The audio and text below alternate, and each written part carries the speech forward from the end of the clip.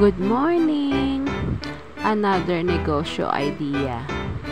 Prepare lang natin ang paper cups. Sa isang bowl, pagsamasamahin natin ang lahat ng ingredients na ito. 2 cups ng desiccated coconut, 1/2 butter, 1 cup white sugar. Sunod natin ang mga eggs. Ang mga eggs po na kailangan lang po natin siguraduhin fresh para po hindi masayang ang ating mga ingredients.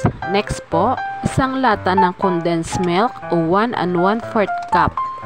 Halo-haluin lang po natin hanggang sa magiging well combined.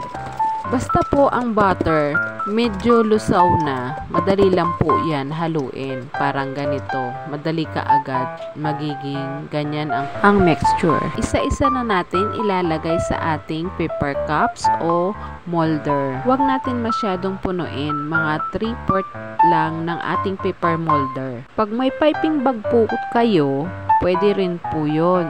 Gupitan lang ang dulo ng piping bag para mapabilis ang inyong gawa. Naubusan po kasi ako ng piping bag.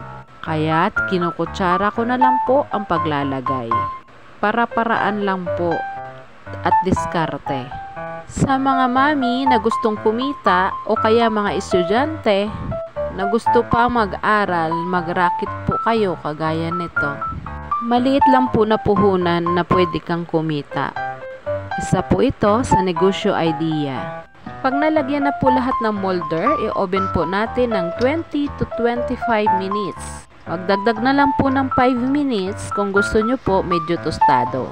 Ayan na po, luto na po ang ating macarons. May dessert na po tayo ulit. Tamang-tama lang po ang paper cups na ito. Pang 1 ounce ang size ng paper cups. Dami po tayong magagawa at tamang-tama lang po pang dessert.